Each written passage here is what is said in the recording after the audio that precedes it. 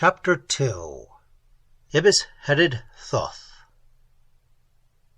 Harrison glanced at a Schiaparelli chart. "About 60, he said. "Close to what corresponds to the Antarctic Circle. You'd have about 4 hours of night at this season. 3 months from now, you'd have none at all." 3 months? Echoed Jarvis, surprised. Then he grinned. Right. I forget the seasons here are twice as long as ours. Well, we sailed out into the desert about 20 miles, which put the city below the horizon in case we overslept, and there we spent the night. You're right about the length of it. We had about 4 hours of darkness, which left us fairly rested. We ate breakfast, called our location to you, and started over to have a look at the city. We sailed toward it from the east, and it loomed up ahead of us like a range of mountains. Lord, what a city! Not that New York mightn't have higher buildings, or Chicago cover more ground, but for sheer mass, those structures were in a class by themselves. Gargantuan! There was a queer look about the place, though. You know how a terrestrial city sprawls out, a nimbus of suburbs, a ring of residential sections, factory districts, parks, highways. There was none of that here. The city rose out of the desert as abruptly as a cliff. Only a few little sand mounds marked the division, and then the walls of those gigantic structures. The architecture was strange, too. There were lots of devices that are impossible back home, such as setbacks in reverse, so that a building with a small base could spread out as it rose. That would be a valuable trick in New York, where land is almost priceless. But to do it, you'd have to transfer Martian gravitation there. Well, since you can't very well land a rocket in a city street, we put down right next to the canal side of the city, took our small cameras and revolvers, and started for a gap in the wall of masonry. We weren't 10 feet from the rocket when we both saw the explanation for a lot of the queerness. The city was in ruin, abandoned, deserted, dead as Babylon. Or at least, so it looked to us then, with its empty streets, which, if they had been paved, were now deep under sand. "A ruin, commented Harrison. "How old?" "How could we tell?" countered Jarvis. "The next expedition to this golf ball ought to carry an archaeologist, and a philologist, too, as we found out later. But it's a devil of a job to estimate the age of anything here. Things weather so slowly that most of the buildings might have been put up yesterday. No rainfall, no earthquakes, no vegetation is here to spread cracks with its roots. Nothing. The only aging factors here are the erosion of the wind, and that's negligible in this atmosphere, and the cracks caused by changing temperature. And one other agent, meteorites. They must crash down occasionally on the city, judging from the thinness of the air and the fact that we've seen 4 strike ground right here near the Aries." 7, corrected the captain. 3 dropped while you were gone." Well, damage by meteorites must be slow anyway. Big ones would be as rare here as on Earth, because big ones get through in spite of the atmosphere, and those buildings could sustain a lot of little ones. My guess at the city's age, and it may be wrong by a big percentage, would be 15,000 years. Even that's thousands of years older than any human civilization. 15,000 years ago was the late Stone Age in the history of mankind.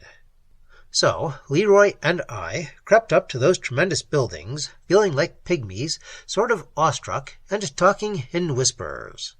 I tell you, it was ghostly walking down that dead and deserted street, and every time we passed through a shadow, we shivered, and not just because shadows are cold on Mars. We felt like intruders, as if the great race that had built the place might resent our presence, even across 150 centuries. The place was as quiet as a grave.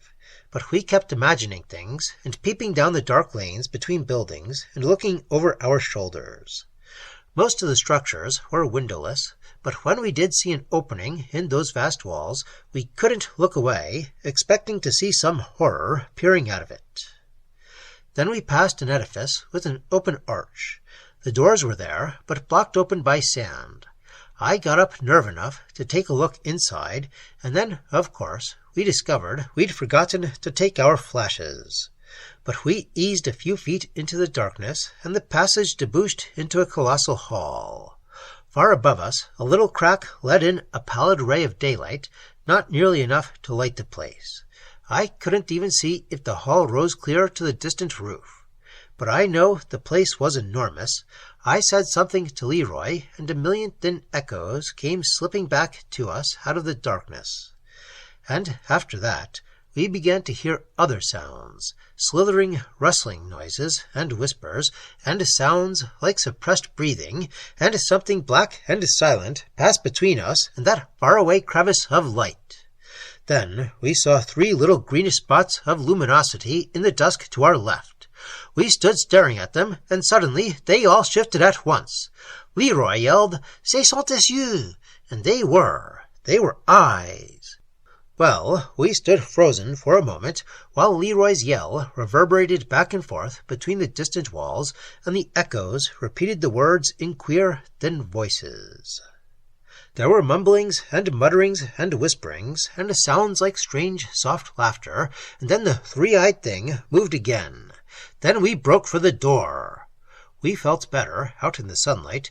We looked at each other sheepishly, but neither of us suggested another look at the buildings inside, though we did see the place later, and that was queer too, but you'll hear about it when I come to it. We just loosened our revolvers and crept on along that ghostly street. The street curved and twisted and subdivided. I kept careful note of our directions, since we couldn't risk getting lost in that gigantic maze. Without our thermoskim bags, night would finish us, even if what lurked in the ruins didn't. By and by, I noticed that we were veering back toward the canal. The buildings ended, and there were only a few dozen ragged stone huts, which looked as though they might have been built of debris from the city. I was just beginning to feel a bit disappointed at finding no trace of Tweel's people here when we rounded a corner, and there he was. I yelled, "Tweel!" but he just stared, and then I realized that he wasn't Tweel, but another Martian of his sort. Tweel's feathery appendages were more orange-hued, and he stood several inches taller than this one. Leroy was sputtering in excitement, and the Martian kept his vicious beak directed at us, so I stepped forward as peacemaker. I said, "Tweel," very questioningly, but there was no result. I tried it a dozen times, and we finally had to give up. We couldn't connect. Leroy and I walked toward the huts, and the Martian followed us. Twice he was joined by others, and each time I tried yelling "Tweel" at them, but they just stared at us. So we ambled on with the 3 trailing us, and then it suddenly occurred to me that my Martian accent might be at fault. I faced the group and tried trilling it out the way Tweel himself did. "Tweel," like that. And that worked. One of them spun his head around a full 90 degrees and screeched, "Tweel!" And a moment later, like an arrow from a bow, Tweel came sailing over the nearer huts to land on his beak in front of me. Man, we were glad to see each other. Tweel set up a twittering and chirping like a farm in summer, and went sailing up and coming down on his beak, and I would have grabbed his hands, only he wouldn't keep still long enough. The other Martians and Leroy just stared, and after a while, Tweel stopped bouncing, and there we were. We couldn't talk to each other any more than we could before, so after I'd said "Tweel" a couple of times, and he'd said "Tick," we were more or less helpless. However, it was only mid-morning, and it seemed important to learn all we could about Tweel and the city, so I suggested that he guide us around the place if he weren't busy. I put over the idea by pointing back at the buildings and then at him and us. Well, apparently he wasn't too busy, for he set off with us, leading the way with one of his 150-foot nosedives that set Leroy gasping. When we caught up, he said something like 112224 no, yes, rock, no breat. That didn't seem to mean anything. Perhaps he was just letting Leroy know that he could speak English, or perhaps he was merely running over his vocabulary to refresh his memory. Anyway, he showed us around. He had a light of sorts in his black pouch, good enough for small rooms, but simply lost in some of the colossal caverns we went through.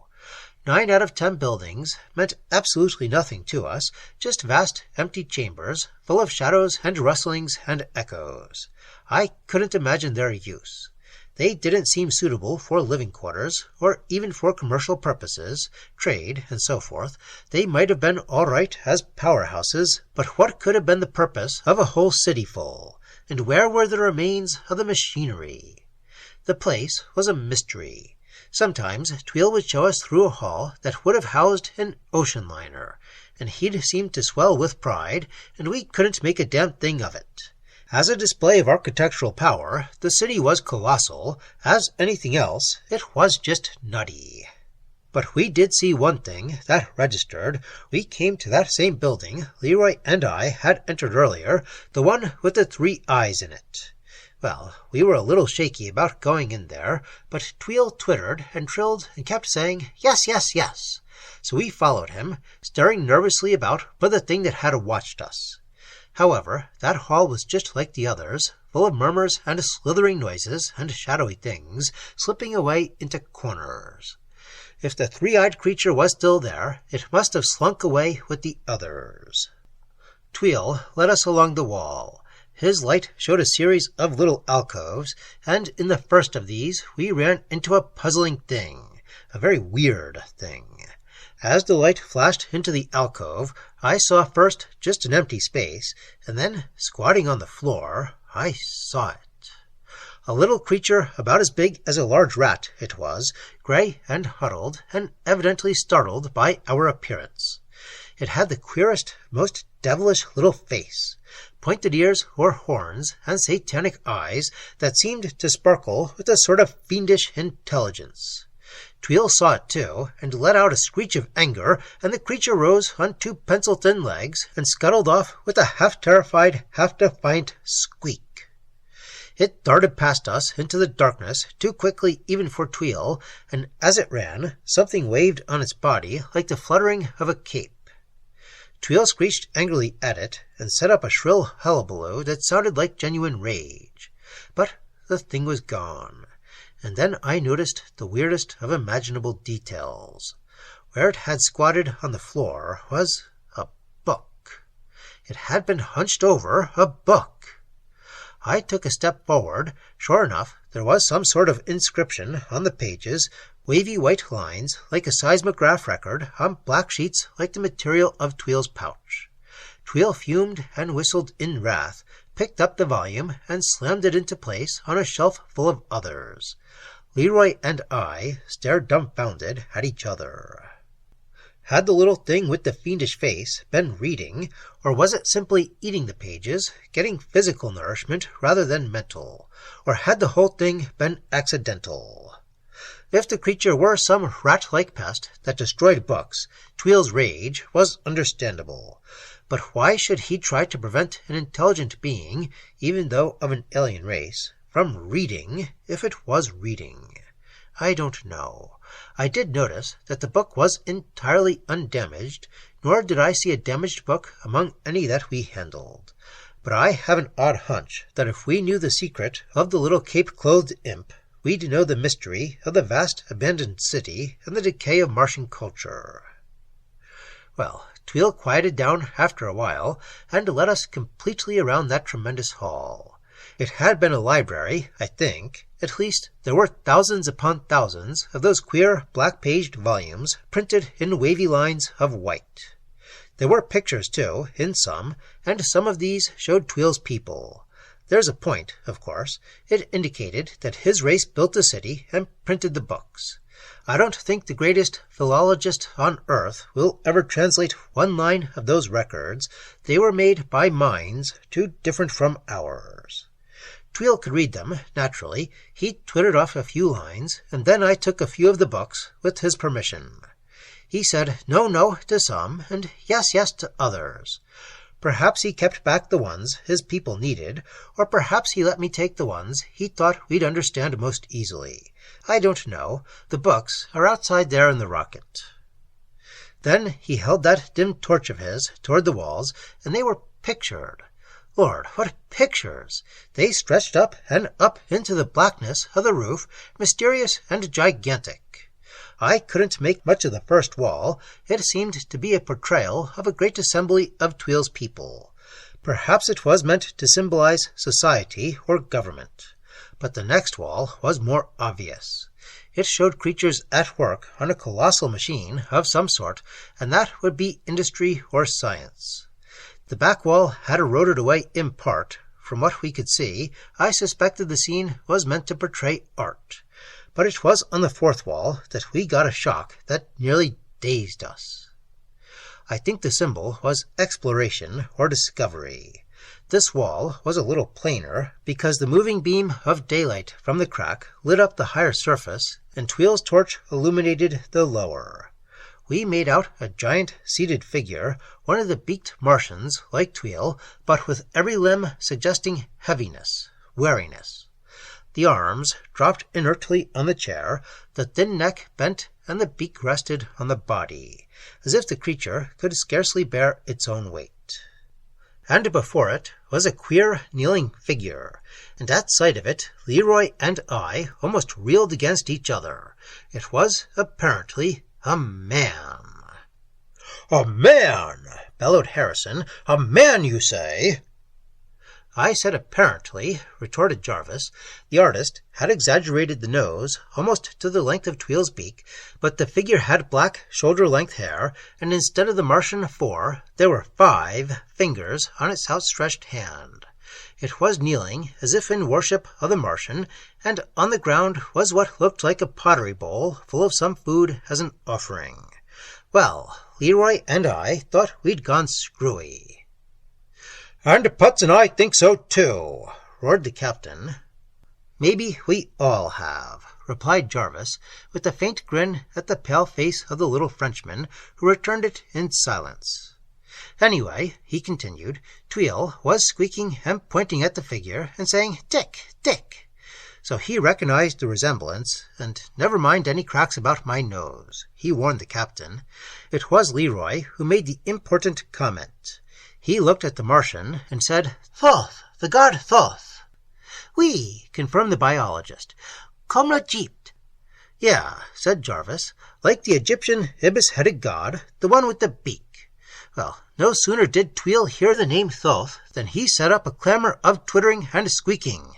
He pointed at himself and said, "Thoth, Thoth," and then waved his arm all around and repeated it. Of course, he often did queer things, but we both thought we understood what he meant. He was trying to tell us that his race called themselves Thoth. Do you see what I'm getting at? "I see all right," said Harrison. "You think the Martians paid a visit to the Earth, and the Egyptians remembered it in their mythology. Well, you're off then. There wasn't any Egyptian civilization 15,000 years ago. "Wrong," grinned Jarvis. "It's too bad we haven't an archaeologist with us, but Leroy tells me that there was a Stone Age culture in Egypt then, the pre-dynastic civilization." "Well, even so, what of it?" "Plenty. Everything in that picture proves my point. The attitude of the Martian, heavy and wary, that's the unnatural strain of terrestrial gravitation. The name Thoth. Leroy tells me Thoth was the Egyptian god of philosophy and the inventor of writing. Get that? They must have picked up the idea from watching the Martian take notes. It's too much for coincidence that Thoth should be beaked and ibis-headed, and that the beaked Martians called themselves Thoth." "Well, I'll be hanged. But what about the nose on the Egyptian? Do you mean to tell me that Stone Age Egyptians had longer noses than ordinary men?"